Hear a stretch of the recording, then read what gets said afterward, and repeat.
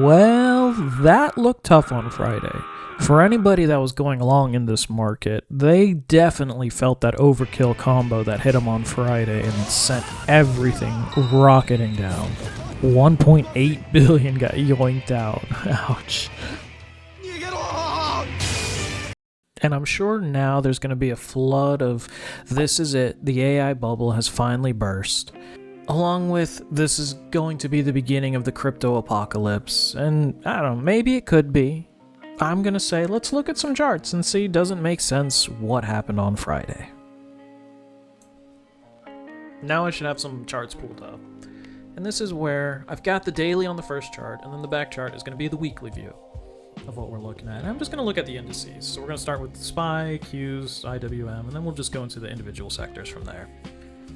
And this is where, I know I haven't posted in a hot minute, and it was honestly because of this. There was this little sell-off that happened back in March.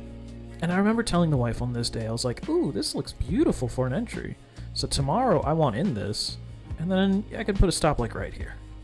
Just at the tail wick low. And then literally the next day, I don't know if it was like round number 1 of like, hey, we've reached a peace deal with Iran, even though we're still at war with them. But it gapped up, and then it just kept running.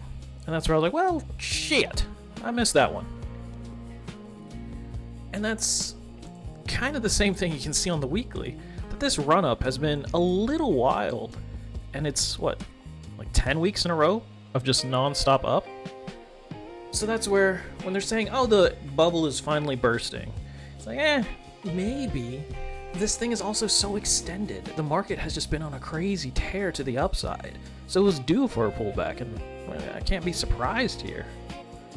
I'm definitely going to be interested to see what happens come Monday. But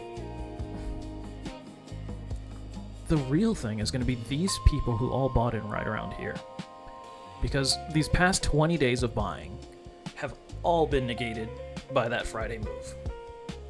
So now you've got a whole bunch of people who bought in that they're either at break even right now or they're at a loss. So yeah, these next coming days are going to be kind of important to see how things play out. But it's definitely not a time to be like going in all in aggressive on the bull side to buy this dip, in my opinion. Now we'll switch over to the Qs. And on the Qs, we see, once again, everything's going to have that more or less terrible Friday. And we look to the left, we've got one little pivot here. And so we got to question ourselves, is that strong enough to hold for a turn? So either there's going to be more buyers coming in when it hits that 700 little target point, and they'll come flooding back in, push it right back up, and then, okay, sure, this big red bar is going to be ignored and everybody's back to buying happy, everything's going to shoot to the moon. Or it's going to hold down here for a couple days and then crack lower. And if it cracks lower, we're talking like probably 640 before it finds another point of resistance. Because you look to the left, this is where it got stuck trying to break out for months, as it were. Sold off and then just shot right through it. Yeah, even on the bigger time frame, you can see it's still the same thing.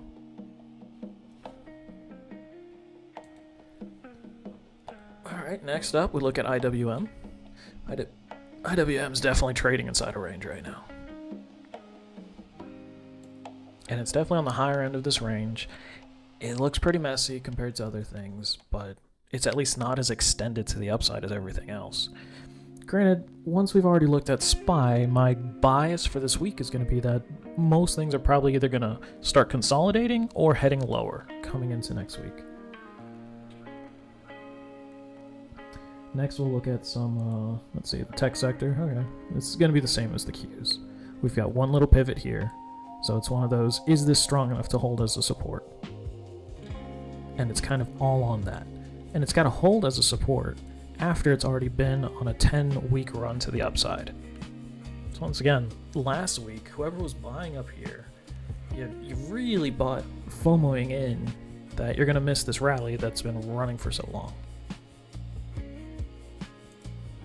Our financial sector actually looks good. It looks like it could go to the upside some more next week. Because you saw they didn't sell off as hard on Friday. They kind of just held steady. So it's one of those, hey, if you get above here, I'm sure there's some good financial stocks you can look into that could be moving to the upside. Health sector also. This is awful. This looks so messy, but it's probably gonna go higher. Let's see how it looks on the daily. Oh Jesus, I don't know. I wouldn't touch this, but yeah, it probably goes higher. Consumer discretionary. This is a nice choppy mess, and it's one of those. Do you really want to put your money out there and risk it here? And if it pushes above 122, could go higher, and it could take the other stocks in that little sector with it. So maybe there's something good underneath the hood that you can check for. Consumer services. There we go. This one's been chopping around for multiple weeks, and now it flanked down. And it's one you look to the left. What do you have? You've got this lower pivot, and then you've got one right here. So is that good enough to hold? Probably not. Industrials actually looks pretty good. So another sector that it might be worth digging into to see what's driving this up, because that is some nice consolidation and it looks to be pushing higher. Granted, they also suffered that terrible Friday. So once again, there's no rush to get into anything in this coming week. Alright, next up is consumer staples.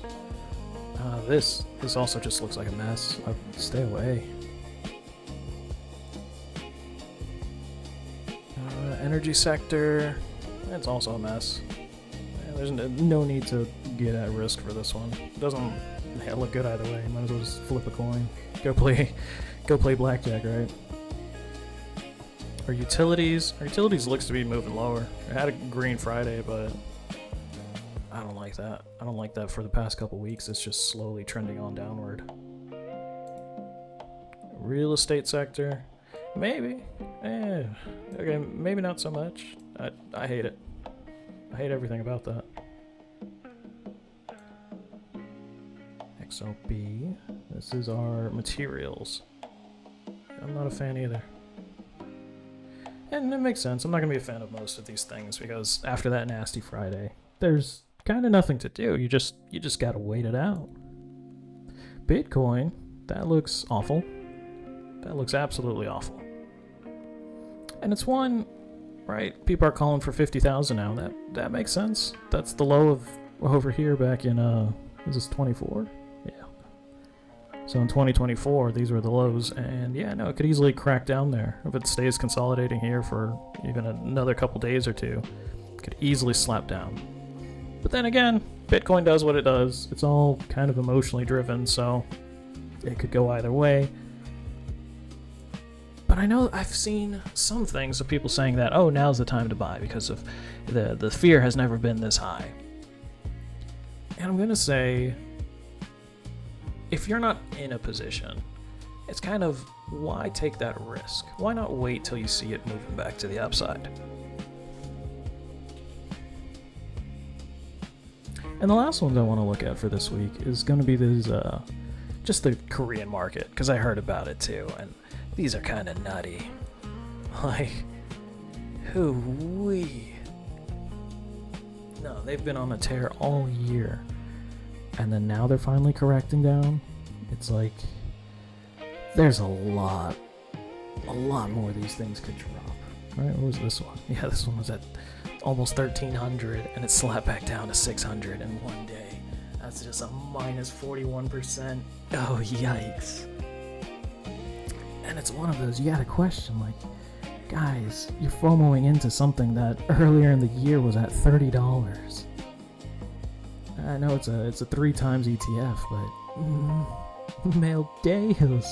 This is insanity. And I think it goes up there with, what is it, the Sandeskis as well? Yeah. But they didn't get it nearly as bad.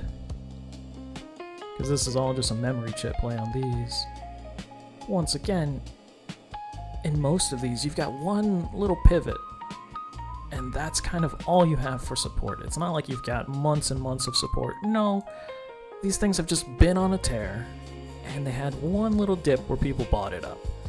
So if this is kind of a pop, expect prices to really kind of slam through here in the next coming either days or weeks. I don't know if it's a crash. I don't think so. There's nothing. If the war didn't really cause anything, then I don't think this is going to cause anything. So, my overview for this coming week and how I'm going to play it is going to be to continue to kind of just sit on the sidelines and watch. I don't see anything that's too, I don't know, juicy that I need to get in this. We've also got the additional volatility of SpaceX coming in on Friday, so that'll definitely be interesting to watch and worthy of grabbing some popcorn and seeing if the rocket either takes off or if it just kind of explodes. Honestly, I'm indifferent. I don't really care. It's two shitty companies and one decent company merged into some amalgamation of something. And in my opinion, it's just simply not worth taking the risk on. Like I said, it's going to be interesting to watch. Good luck out there with the markets this week.